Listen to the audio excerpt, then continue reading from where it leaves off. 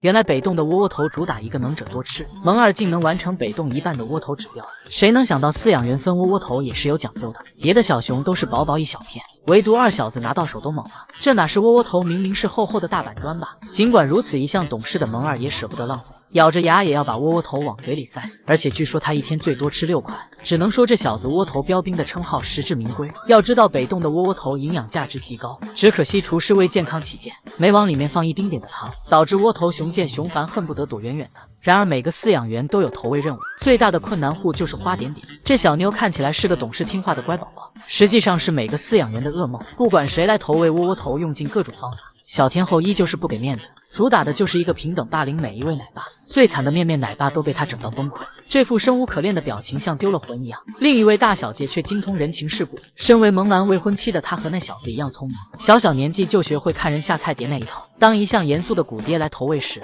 小白天一开始装看不见，一个劲撒娇，对方非但没动手若熊，甚至把窝窝头往地上一放，直接离开。就算这小妞满脸委屈也会吃掉。年轻奶爸可没有这么好的待遇，不仅投喂不成功，还要给大小姐来一整套按摩服务。面面奶爸费了好大的劲哄孩子，本以为小白天终于能心甘情愿吃下，结果那小妞直接当着他的面丢掉。萌兰可是北洞最机智的小熊，慢慢为讨好奶爸还学会了假吃，上一秒拿到手装模作样，等到对方离开后毫不犹豫扔掉。这小子生怕自己的计划露馅，还喊来一大群小鸟帮忙解决窝窝头。萌兰的妹妹们也是如此，只见萌宝生无可恋的看向镜头，这表情是肉眼可见的不情愿。其他滚滚们想方设法躲开，没想到这小妞的方法是卖萌撒娇。不过胖大海的指标也不少，这小子却凭实力将窝窝头减半，瞪着一双清澈的大眼睛，使出吃奶的力气扒拉着窝窝头，这表情要多嫌弃有多嫌弃。这群祖宗们一个比一个难劝，奶爸还舍不得浪费，萌二只好吃兄弟姐妹弟媳们剩下的，只可惜再懂事的孩子也吃不下3大块。宝贝一看到奶爸手里的方块就吓得跑步，这下终于明白二小子身体好了，原来是窝窝头吃的多，精力旺盛啊！原来国内从不缺好的熊猫饲养员。虫洞外公把大半辈子都献给了崽崽们，10年虫洞先后诞下第3代6个顺。在大熊猫热度很低的那个年代，外公对孩子们的爱却是一点也不少。二顺留学前是外公看着长大的孩子，回国后又回到自己的老家，多年的陪伴早就刻在顺妈脑海，父女俩的感情怎么能不深呢？所以即使二顺都已经10多岁了，外公也可以近距离收猫，直接近距离面对面喊对方下班回家，因为他坚信宝贝闺女不会伤害自己。尽管二顺刚睡着就被喊醒，可他看到自己的奶爸后瞬间没了起床气，还屁颠屁颠的就跟着对方回家。每当外公在外场打扫卫生时，围观的二顺总是一脸笑嘻嘻的小表情，甚至还会挥手主动打招呼，宝贝满眼的爱意简直要溢出屏幕。尽管闺女如今被李奶妈照顾，可外公还是会时不时的来看望孩子。二顺还喜欢点头回应，没想到父女俩还是可以无障碍沟通。芒仔作为二顺的妹妹，同样由外公带大，如今她已经从奶爸怀里的乖宝宝晋升成为辣妈。即便宝贝要照顾莽小五那个废头的，可她还是那个自由自在的小女孩，那是因为芒仔压根就不用花心思带娃。每当小五调皮捣蛋的时候，自有外公来到外场为闺女摆平一切，所以芒仔只需要大口干饭即可。外公也主打一个爱屋及乌，正因为宠爱自己的2个宝贝闺女，对他们的孩子也是照顾有加，成为于可于爱和莽小五的好外公。这天下课时间，小外孙还在呼呼大睡，外公会温柔地喊醒莽小五，不是趴在对方脸边晃晃手，就是满脸宠溺地捏一下宝贝的小鼻子，直到小五彻底醒了才亲手抱回家。这和带自己的外孙子有什么区别？即便外公10年如一日照顾大熊猫，可他还是会被孩子们的一举一动牵动着。当莽小五抱着扫把故意捣蛋时，外公被可爱的小脸蛋迷惑，非但不怪罪对方叨扰自己干卫生，还要笑嘻嘻地勾一下小鼻子。于可于爱更是外公的掌心宝，他会在儿童节那天往孙女手里塞礼物，还亲自示范教大壳子玩滑梯。兄妹俩玩秋千时也是外公帮忙推的。要知道前段时间正值笋季，2小只虽然能吃到新鲜的大竹笋，但他们却体会不到亲手挖笋的快乐。外公深知条件不够就创造条件，直接在院子里种满竹子、大笋笋和果果。于爱出门后看到这一幕都惊呆了，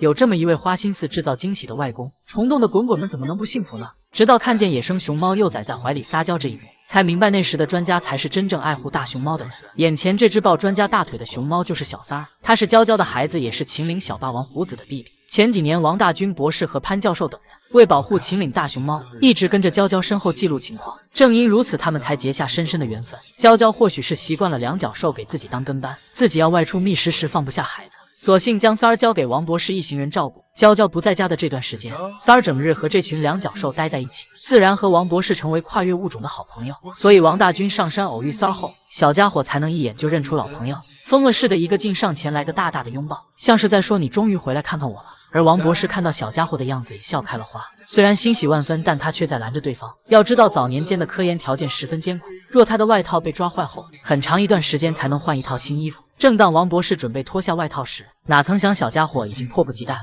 抱着大腿死活不肯撒手。王博士见状一把抱起来对方，爱撒娇的三儿还在对方身上不断攀爬，即便是冰天雪地，一人一熊也玩得不亦乐乎。王博士像哄孩子般向对方推倒在地，三儿也很配合对方，被肆无忌惮的如了脑瓜也不生气。小家伙一想到奶爸没来看自己就气呼呼的，为了给对方留下深刻的印象，还非要拽着王博士咬手手。本以为对方会吓得赶忙离开，可他们之间主打的就是一个双向信任。王博士不仅纵容着孩子调皮，还笑呵呵地抱着孩子对着镜头展示，像是在炫耀自己的宝贝那般。然而三儿也想主动拥抱对方，王博士张开双臂不顾被挠伤的危险，也任由小家伙往自己身上攀爬。此时的三儿简直就是个熊猫挂件，他在闹，他在笑。寒冷的冬日在这一刻都变得温暖起来，只可惜快乐的时光是短暂的，王博士终究要离开野外。或许三儿也察觉到异常，他紧紧跟在后面，生怕对方不告而别。王博士不舍得向孩子说再见，哪曾想小家伙直接站起来咬住衣袖，他只能含泪拒绝拥抱。伤心万分的三儿只能默默离开了。王博士看到小家伙的背影，还是没忍住喊了一声对方的名字。小家伙立马飞奔过去求抱抱，可换来的却是对方的一再无视。王博士的行为看似绝情，可他何尝不是在为三儿着想呢？毕竟大熊猫为保证野性，万万不能亲人。是什么让一向好脾气的宋爷爷忍不住发牢骚？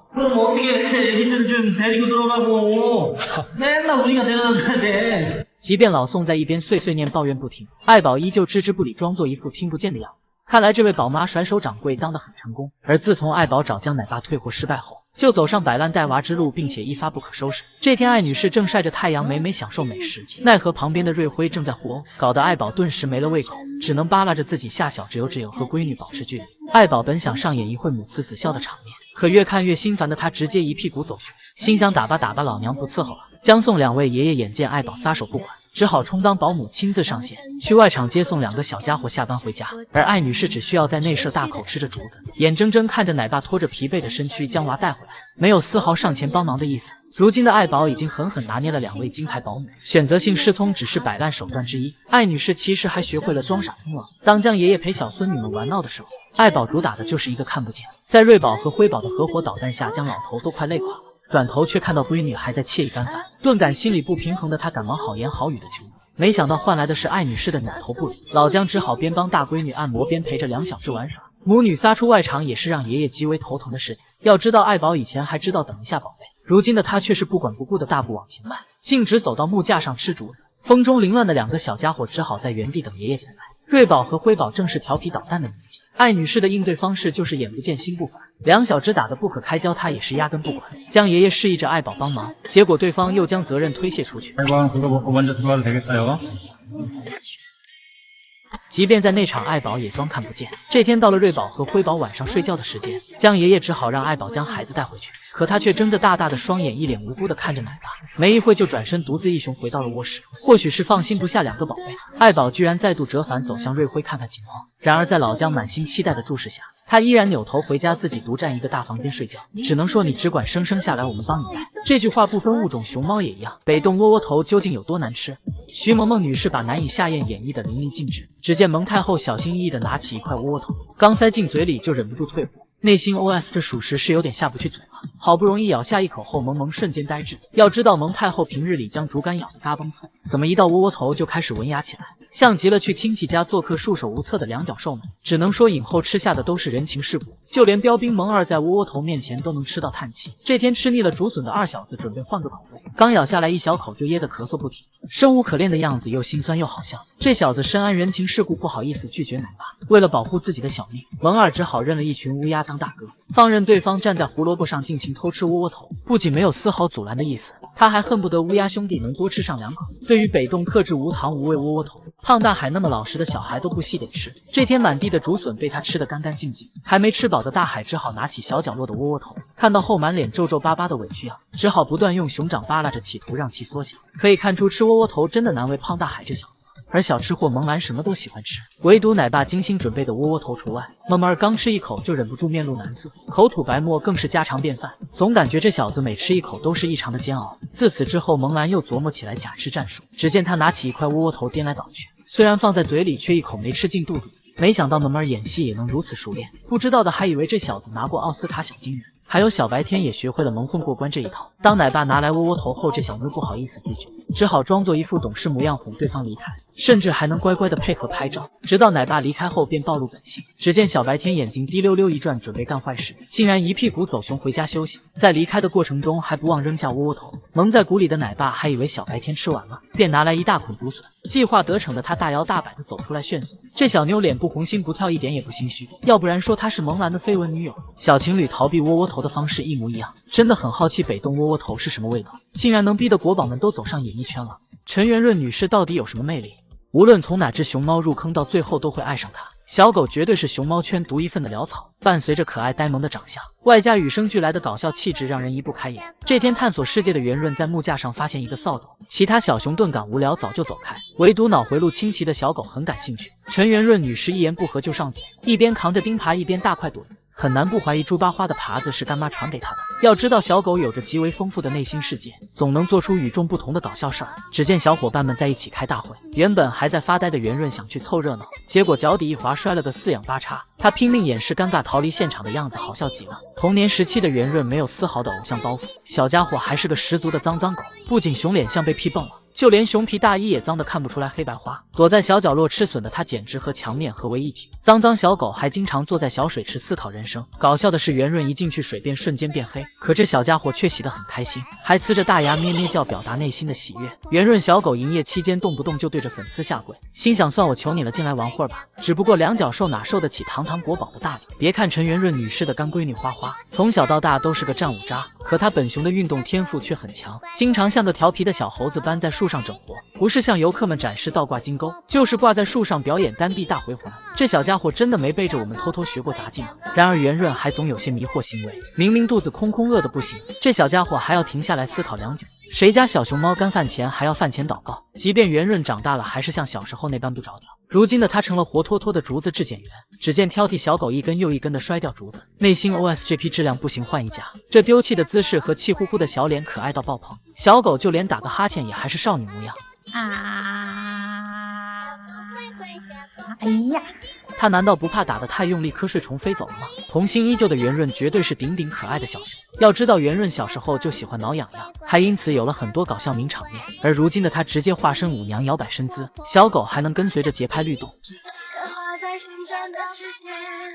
没想到他还是个可盐可甜的小辣椒，谁能不被这样的圆润所迷倒？